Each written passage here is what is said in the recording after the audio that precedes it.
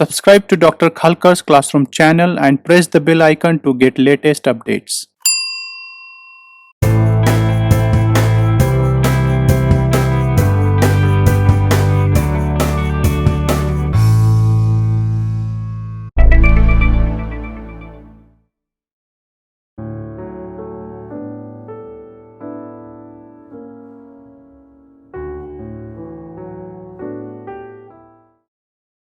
Hello everyone, I hope you are doing great.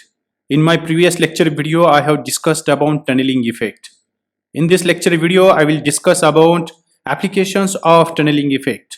So let's get started. The content of this lecture is as follows. I will discuss applications of tunneling effect such as alpha decay, tunnel diode, scanning tunneling microscope, and quantum computing. So let's discuss in detail one by one. An example of experimental evidences of the tunnel effect is the alpha decay of atomic nuclei. In the preceding lecture, we learned a surprising phenomena, that is tunneling effect, which is never seen in classical mechanics. If we could actually discover this phenomena in microscopic world, it would be strong evidence of the correctness of quantum mechanics, and we could justify the probability interpretation of the wave function. G. Gamow, a scientist from United States and Russia, discovered the alpha decay of atomic nuclei is well explained by the tunneling effect in 1928. This was one of the strong indications of the success of quantum mechanics. When we deal with alpha decay, we sometimes use a concept named half-life, which means the time in which the amount of radioactive nuclide of a sample decays to half of its original value. The half-life is very dependent on the kind of nuclide. Giger and others measure the half-lives of various alpha radioactive atoms and discovered a close relation between the energy of the emitted alpha particles and the half-life. The relation was written: half-life of alpha emitter is equal to capital C into exponential of capital A into under root of capital E. Let's say this is equation number 1. When capital E is the energy of the emitted alpha particles and capital A and capital C are the constants to be adjusted to agree with experimental data, it is clearly seen from figure 1 that the empirical formula number 1 fits well to the experimental data. Now let's see figure number 1 for the alpha decay. Half-lives of alpha decay is shown in this diagram. The black dots are experimental data and the solid curve shows the value of empirical formula number 1. Therefore, it should be noted from the experimental data shown in this figure that the half-life of the alpha emitter changes to be shorter by a factor of about 10 raised to 20 as the energy of the emitted alpha particles drops by a factor of 2.5 times. For example, the energy of the alpha particles emitted from thorium-232 is about 4 mega electron volt, and its half-life is very long as 1.4 into 10 raised to 10 years. On the other hand, for thorium-218, the alpha particle energy is about 10 mega electron volt, which is about 2.5 times larger than the case of the thorium-232. And the half-life of the thorium-218 is very short as 0.11 microseconds. Is it possible to explain this extreme difference? For that, the explanation of alpha decay was explained by scientist Gamow. So let's see in detail. Let's see figure number 2, the explanation of alpha decay by Gamow. Gamow thought that the mechanism of the alpha decay as follows. The alpha decay of atoms is nothing else than the decay of an atomic nucleus by radiating alpha particles. The alpha particles in an atomic nucleus are considered to be bound in a nuclear potential as shown in the diagram number 2. In this diagram, you can see the energy levels E1, E2 and E3 where the Coulomb potential is shown and the alpha particle along the x direction. The size or the length of the potential veil is shown minus a and plus a. This figure is drawn in a one-dimensional space, but it must be three-dimensional in practice. However, it is somewhat troublesome to discuss in the three-dimensional space, so that we consider in a one-dimensional space. So only on the x-axis here. So in this diagram, the region x is less than small a is the inner part of the nucleus where the alpha particles are bound by a strong nuclear potential. The region of x is greater than small a shows the Coulomb repulsion potential between the charge of an alpha particle plus 2e and the charge of the rest of the nucleus, that is plus in bracket z minus 2 into small e. This means that only the Coulomb repulsive potential works between the alpha particle and the rest of the nucleus at the region in which x is large enough. The potential in this figure is extremely simplified, although the precise potential must be more complicated. This simplified one seems sufficient to qualitatively understand the mechanism of the alpha decay. In figure 2, three energy levels E1, E2 and E3 are drawn as an examples. If the alpha particle is on the level E1, the energy is negative.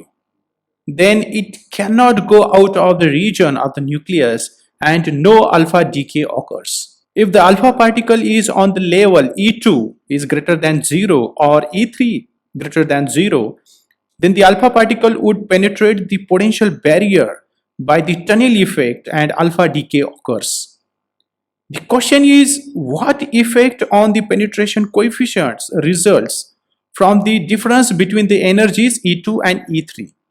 The half-life is inversely proportional to the penetration coefficient. Therefore, because it is somewhat troublesome to estimate the penetration coefficient of the tunnel effect in such a case, as the potential barrier shown in the next figure number 3, let us substitute the following square potential for the potential barrier.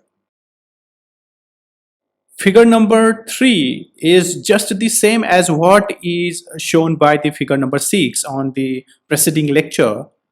For this square potential, the penetration coefficient has already been given by the equation number 17 on the previous lectures we have already discussed. This is approximately proportional to exponential of small a capital K, where capital K is equal to under root of 2m in bracket V0 minus E divided by h bar. Let's say this is equation number 2. This experimental function is strongly dependent on the value ak. In this expression, a is the width of the barrier and V0 minus E is the energy difference between the top of the barrier and the energy of the alpha particle under consideration. The penetration coefficients for the states of energies E2 and E3 therefore differ very much. That is, the half-life for each case varies considerably and its energy dependence well matches the experimental data. Carrying out a practice calculation of the penetration coefficient for such a potential as shown in this figure, Gamow obtained the values of the constant capital A and capital C as shown in our previous equation number 1 that are well suited to the experimental data. Gamow's results were one of the strongest evidences of the correctness of the probability interpretation and contributed greatly to the development of quantum mechanics. Protons and neutrons in a nucleus have kinetic energy, but it is about 8 mega electron volt, less than that needed to get out from attractive nuclear potential as shown in figure number 4. Hence, they are bound by an average of 8 mega electron volt per nucleon. The slope of the hill outside the ball is analogous to the repulsive Coulomb potential for a nucleus, such as for an alpha particle outside a positive nucleus. In alpha decay, two protons and two neutrons spontaneously break away as a 4 helium unit.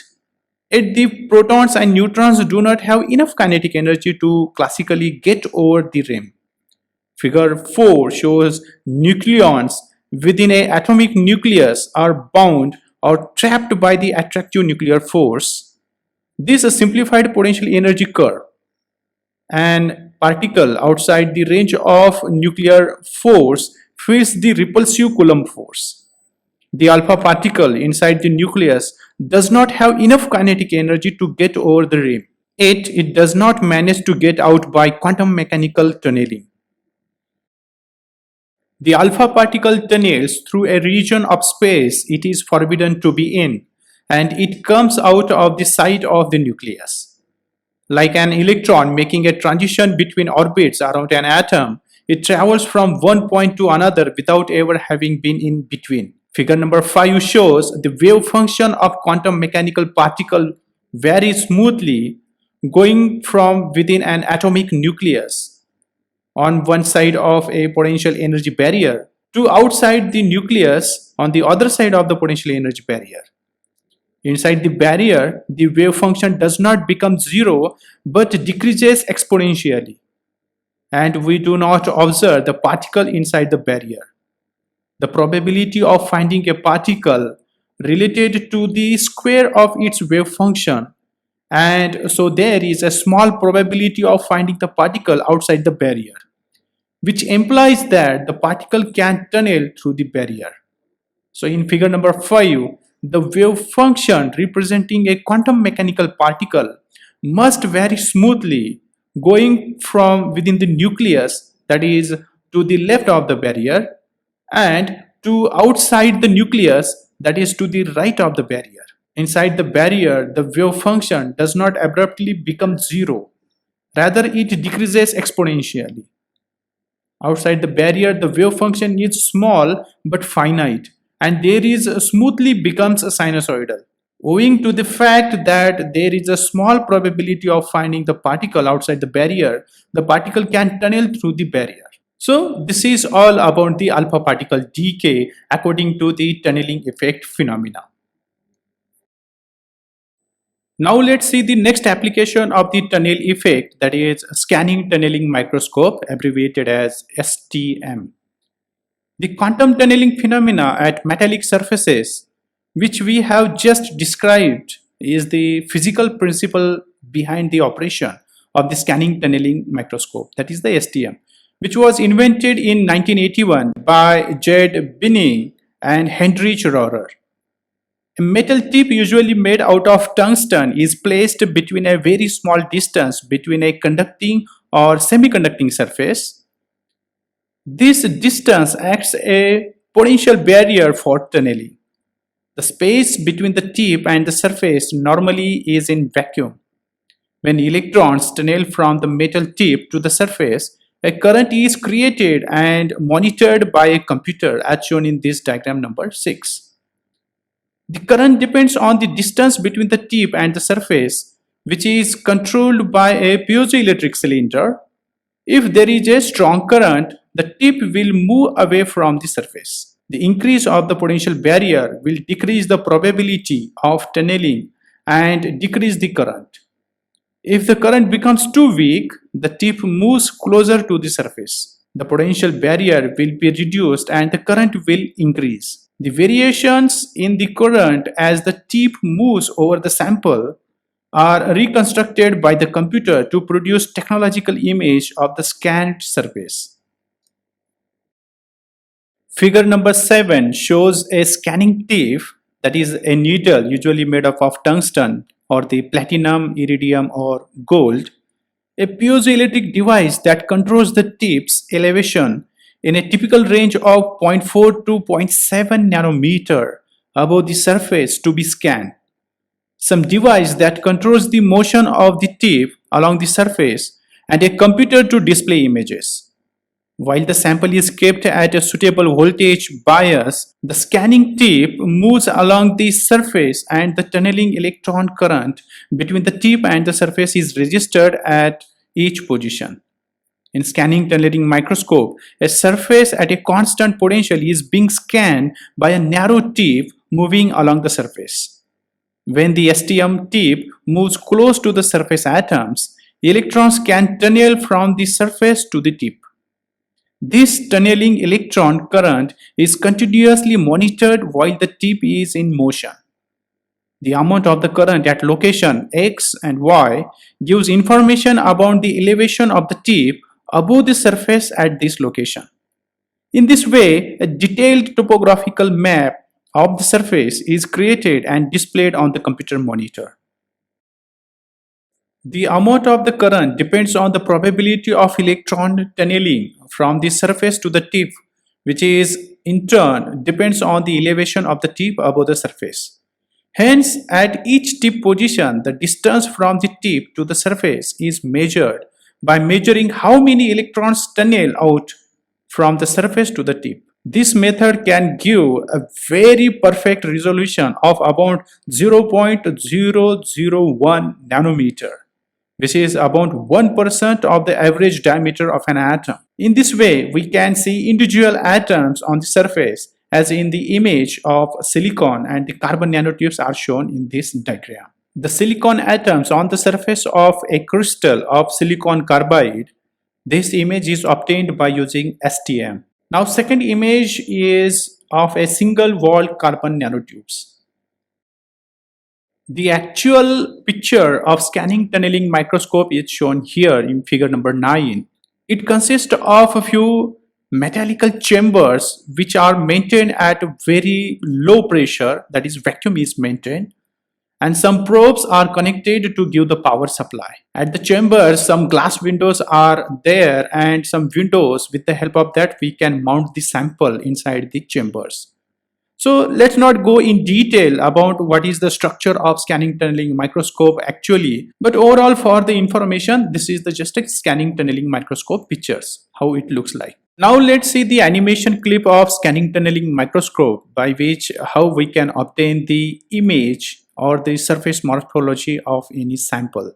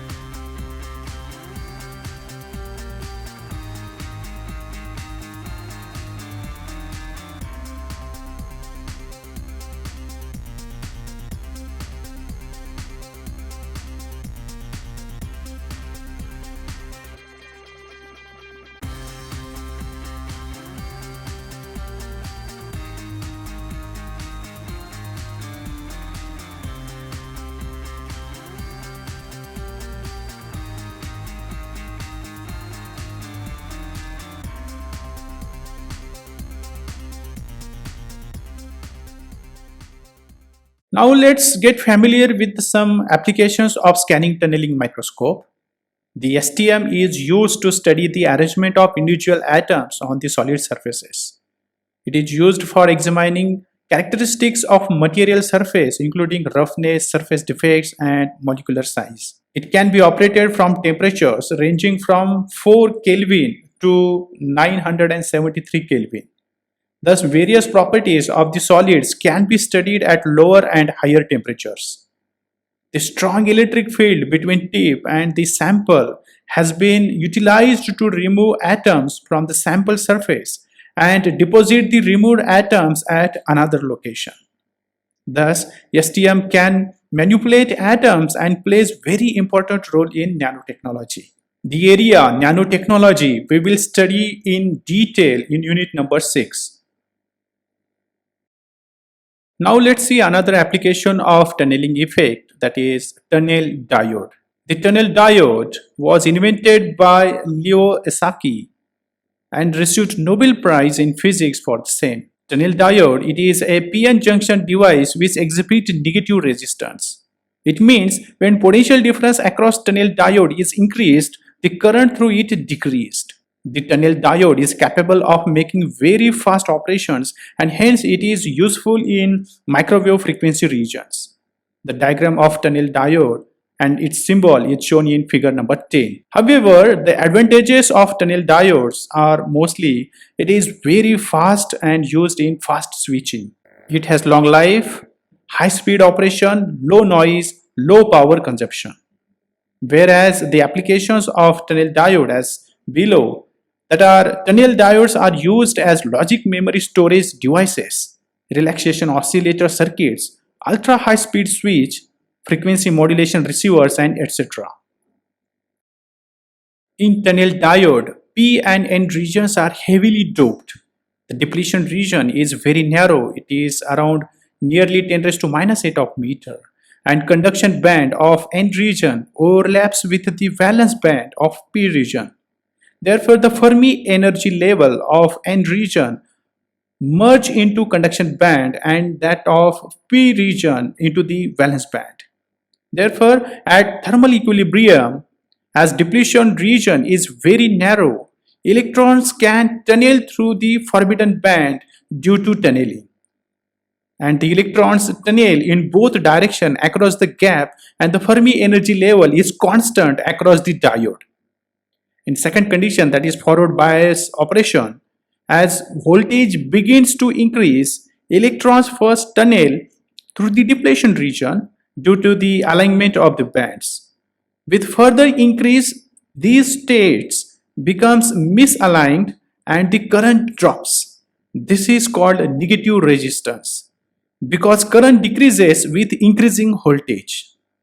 If we increase more, that is with more forward biased, with the more forward biased, two bands do not overlap.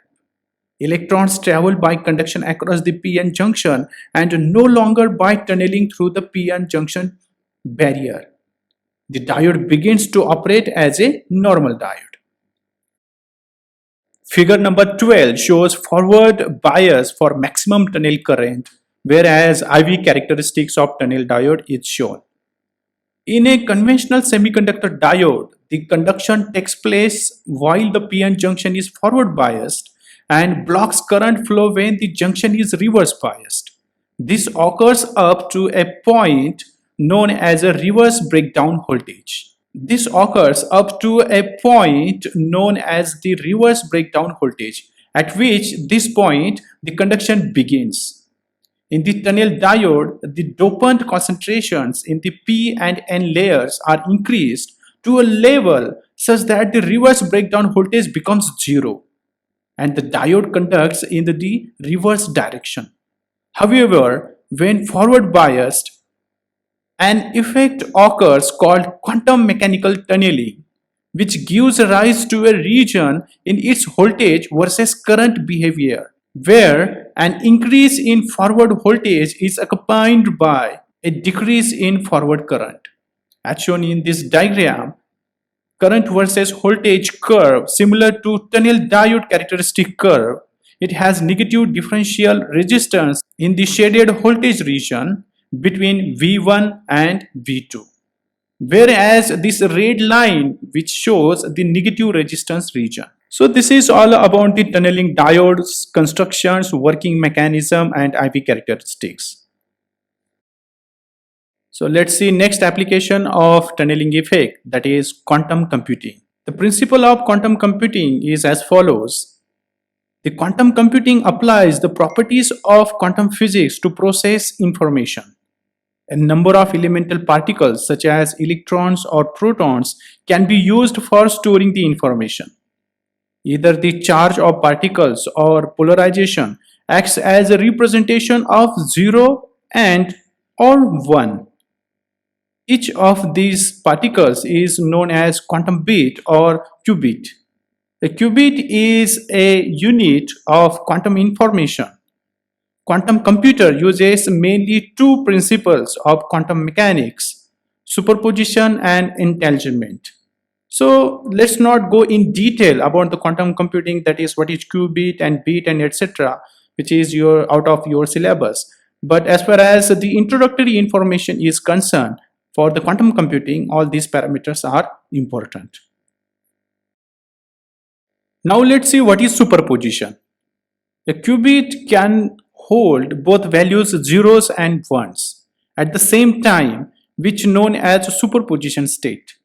Thus, at one time, the number of computations possible in a quantum computer is 2 raised to n, where n is the number of qubits used.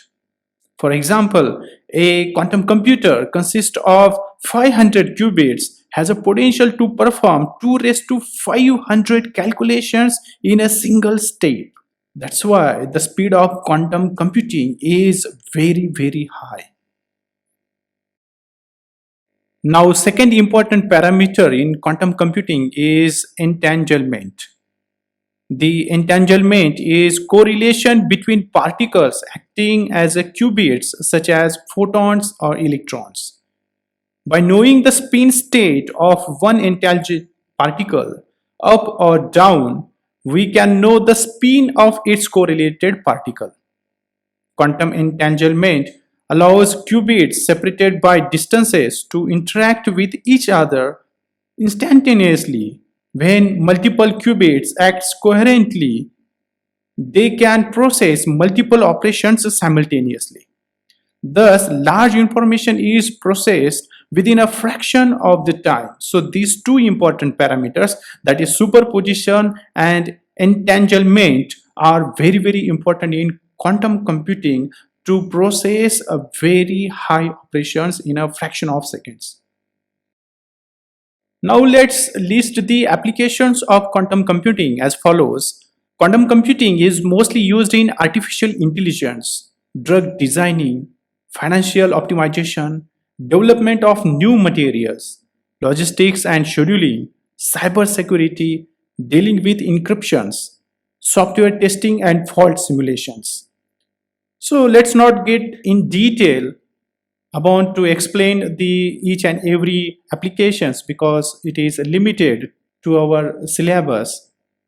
So therefore, this is all about the applications of tunneling effects such as tunneling diode, alpha decay, scanning tunneling microscopes, and quantum computing, which we have already discussed in this unit.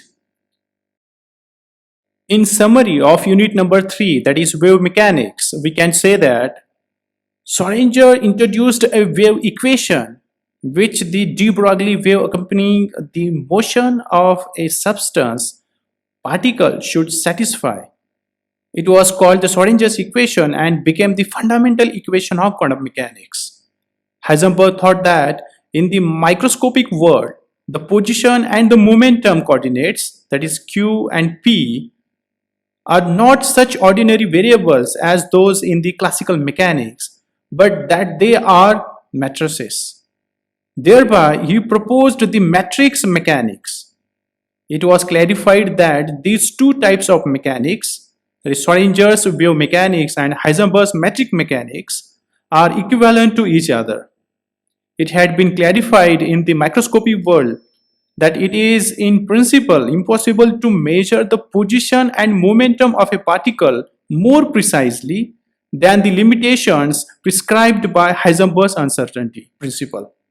According to it was made clear that In the microscopic world, the concept of orbit of a particle which can be described by a curved line must be abandoned. The probability interpretation of the wave function was proposed. It claims that the square of the absolute value of the wave function denotes the probability density that the particle will be found. It was elucidated that the tunnel effect based on this idea can explain the alpha decay of atomic nuclei. This was one of the strong proof of a validity of quantum mechanics.